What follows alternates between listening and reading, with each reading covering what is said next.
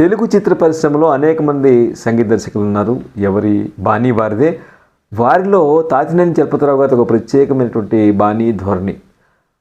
1959 మే 1న విడుదలైన ఇల్లరికం చిత్రం ఆయనకు చాలా గుర్తింపు తెచ్చింది. అందులో నిలువవే వాలు కందుల దాన వయారి హంస నడకల దాన అనేటువంటి కొసరాజు పాట చాలా గుర్తింపు తెచ్చింది. ఆయన ముఖ్యంగా రవీంద్ర ఆర్ట్ పిక్చర్స్ తమ్మారెడ్డి కృష్ణమూర్తి గారు నిర్మించిన చిత్రాలకి, అలాగే ప్రసాద్ ఆర్ట్ పిక్చర్స్కి చాలా వాటికి సంగీతం చేశారు.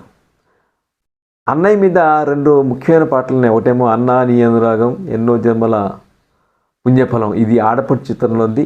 ఈ చిత్రానికి ఆయన సంగీత దర్శకత్వం వహించారు. మరొకటి అన్నయ్య సన్నిధి అదే నాకు పెన్నిధి, బంగారు గాజుల చిత్రంలో ఉంది. ఆ చిత్రాన్ని కూడా ఆయనే సంగీత దర్శకత్వం వహించారు. అలాగే ఆయన మాయని మమత చిత్రంలో నిన్ను చూడని నన్ను పాడని ఇలా ఉండిపోయినటువంటి పాట, పునర్జన్మలో ఎవరివో నీవెవరు అనేటువంటి ఆ పాట కానీ, ధర్మదాతలో నాన్న నీ మనసే వెన్న కానీ, ఇలా ఎన్నో పాటలు ఆయన బాగుంటాయి. అయితే గూఢచారి 116 చిత్రంలో ఆయన ఎర్ర బుగ్గల పైన మనసు అయితే నువ్వేం చేస్తావో చిన్నవాడ అనేటువంటి ఒక పాటని ఆయన ఫోక్ బాణీలో చేశారు. కానీ పాశ్చాత్య వాయిద్యాలను ఉపయోగించి ఫోక్ బాణీలో ఆ ట్యూన్ చేశారు. అందులో ఆయన ఆర్కెస్ట్రా కండక్టర్గా మనకు కనిపిస్తారు.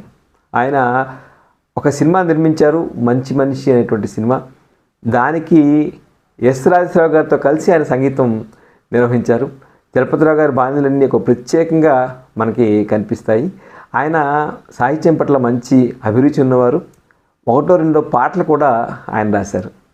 సో తెలుగు సినిమా సంగీత దర్శకుల్లో అలా చలపతిరావు గారు ఒక ప్రత్యేకమైన బాణీలతో ముఖ్యంగా తమ్మారెడ్డి కృష్ణమూర్తి గారి చిత్రాలకి, అలాగే ప్రసాద్ ఆర్ట్ పిక్చర్స్ చిత్రాలకి మనకి గుర్తుండిపోతారు.